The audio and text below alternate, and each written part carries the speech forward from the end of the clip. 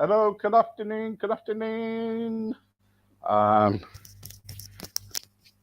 I hope everybody is well, doing okay. Okay, so on next we've got Martin Sharp. We're just waiting for him now, and very good. We had a chat with Robin today, just now. I'm just trying to move all the air. Just had a doggy up here. Got air all over the place.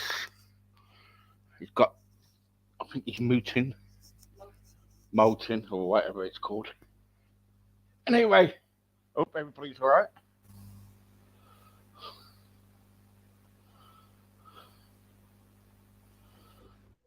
Hello, Hello, how are you on this fine day?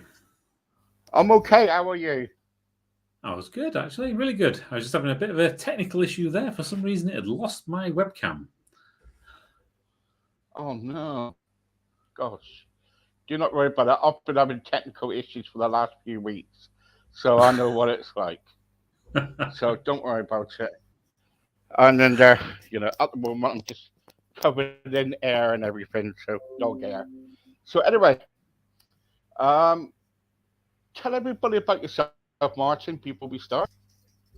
Yeah, certainly. Thank you, Steve. So, my name's Martin Sharp. Back in 2014, I decided to take my family away, including my mum, to Florida for a holiday for 3 weeks because she was a single parent and always wanted to take me and my brother, but could never really afford it. And my business was kind of working really well at that point. So I thought, well, why not? Let's just treat it to something nice.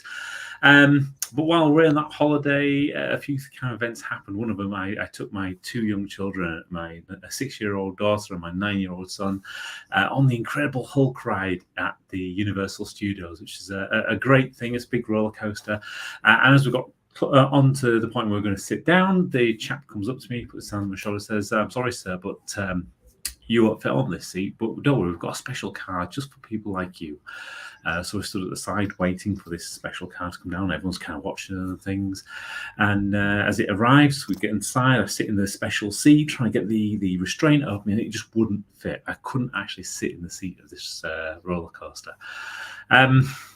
So I was a bit shocked, obviously, and I'm worried about what we're going to do with the kids. Thankfully, a friend of mine came with Andy, and he took them on the ride, and I just stood at the side. I stood with my mum and with my wife and things, and kind of listened to them really enjoy themselves on that roller coaster. Now, the thing is, I'd love to say that was the only time that happened, but unfortunately, that happened on several different rides across all sorts of theme parks and things, and one evening we were sat down just thumbing through the photos, as you do after the day. Yeah, yeah. And my mum had captured this photo of me and my wife on the monorail going from the Magic Kingdom back to the car park.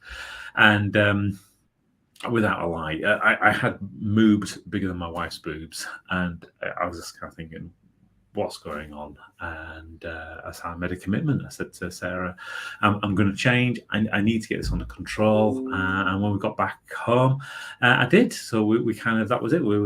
I got a gym membership. I got myself a personal trainer, a little lady called Kerry. She was crazy, got me doing all sorts of things. I got a diet plan off the internet. I was tracking everything in MyFitnessPal, and I thought, let's make a big difference. And I kept going, and things were obviously difficult at first.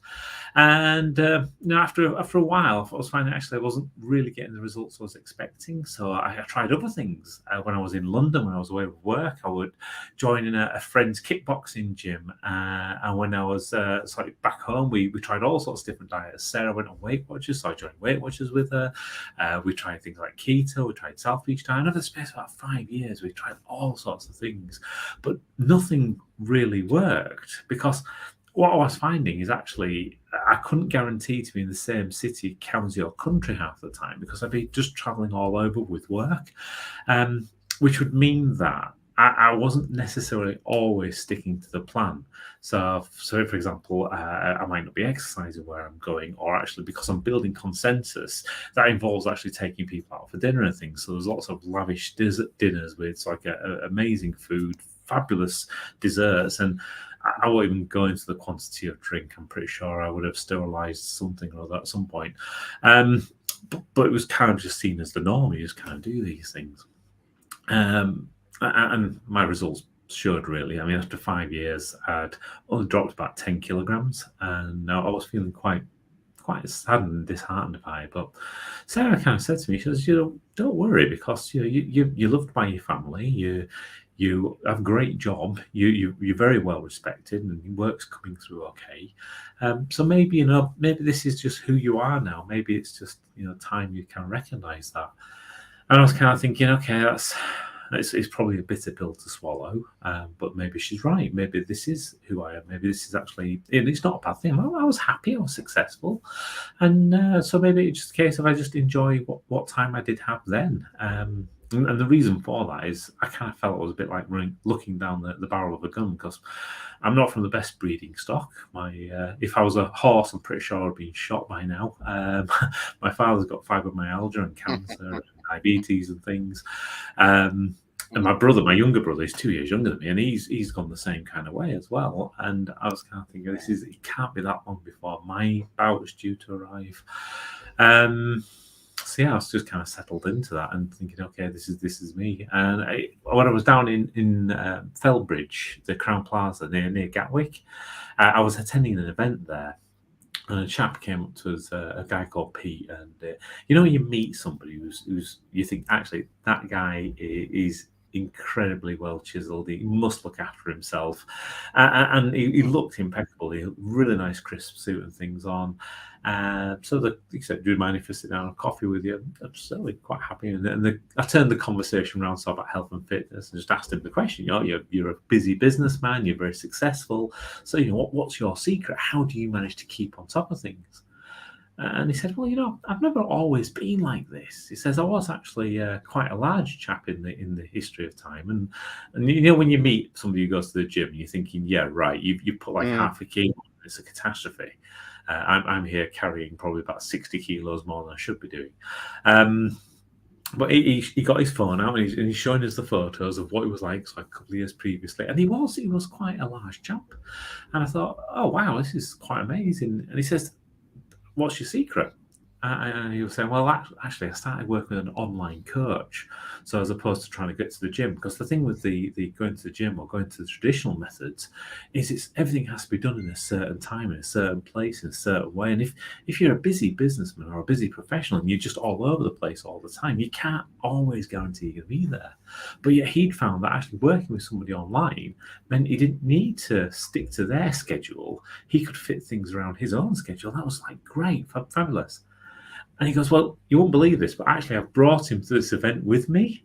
So I was like, talk about serendipity and everything. It's like, great. So I met his coach. It was a chap called Adam, who's if you can imagine somebody who's a bodybuilder mixed with like a Stoic philosopher. So he's got this body of a Greek god with a mind of a philosopher. He's just absolutely fantastic. And we sat down and chatted about it. And he just said to me one thing. And he says, if you really want to lose weight, if you really want to make a difference, then what you've got to do is you've got to find the things that you really value in life and then lend your change to those values. Which, when I was thinking about it, it took a little while for it to sink in, but it was kind of like realized what his meaning is. I have to put myself first before actually I can help other people, before I can do what I really enjoy. And so I was kind of thinking, what are my core values? Not the things that you go to these personal development seminars, right? And everyone's going, yeah, you got to get up at 4 a.m. in the morning. You've got to run 50 miles, 3 books before breakfast, and all this kind of stuff. No, not that kind of rubbish. But actually, the things that really mean and matter. The things that you really get out of bed for. You think, actually, this is the reason why I do what I do. This is the reason why I put myself through sometimes things that aren't very nice to actually be able to do things like this, because these are the reasons why. And I kind of looked at my own ones, and actually it comes down to 3 key things. I love my family a lot, very much, and I want them to use me as a springboard to whatever things they're going to do in life. And same with like friends. I really enjoy spending time with friends. I love helping my friends, etc. So I really value that time with them, and I love working with my clients. I love seeing the results that they get. And seeing a great result that they get out the back of it. So that to me became those kind of 3 real key areas that I valued. And then I was thinking, what's the opposite really? So if, for example, if I didn't sort myself out, so that actually I did go down and became quite ill, then the reality is that I wouldn't really be able to help my clients because I might not be in a position where I can do that.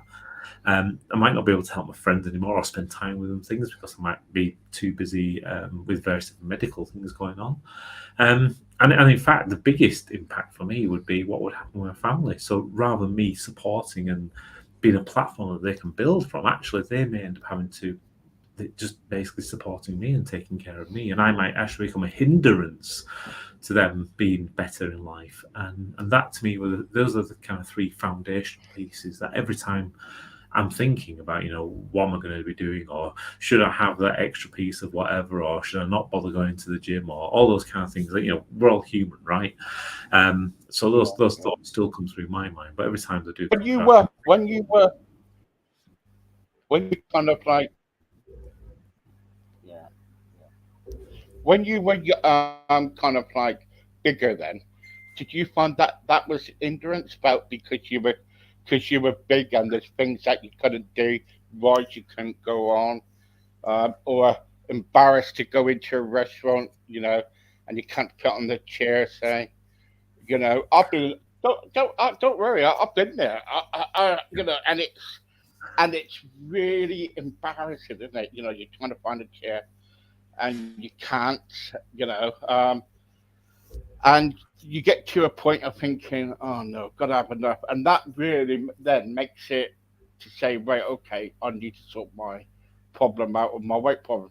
And it's like anybody, people are kind of they. I think we all need to kick up the backside, don't we? yeah. Because at the end of the day, it's our health, isn't it? Yeah, absolutely. And I think it's kind of that awakening moment though, because I don't know if you remember, but when I was from your experience, I mean, not from my experience, obviously you didn't live my life, Yeah, but from my own experience, when I was going through that period of my life, it didn't feel weird. It's not like, for example, I felt odd or anything. I was happy. I was quite content really with life and things. So it's not like, for example, I felt like I was being ostracized or I was being singled out or anything else like that. There was, when you look back, you can kind of point out some of those moments and almost reflect on it. A bit like what Steve Jobs says: you can't join the dots until you look backwards. Um, but it was silly things like, for example, if I went out to go and get any clothes and stuff, um, I wouldn't be choosing clothes because I like them. I'd be choosing clothes because they fit. And to me, that just was yeah, that that's it. Yeah, became the norm.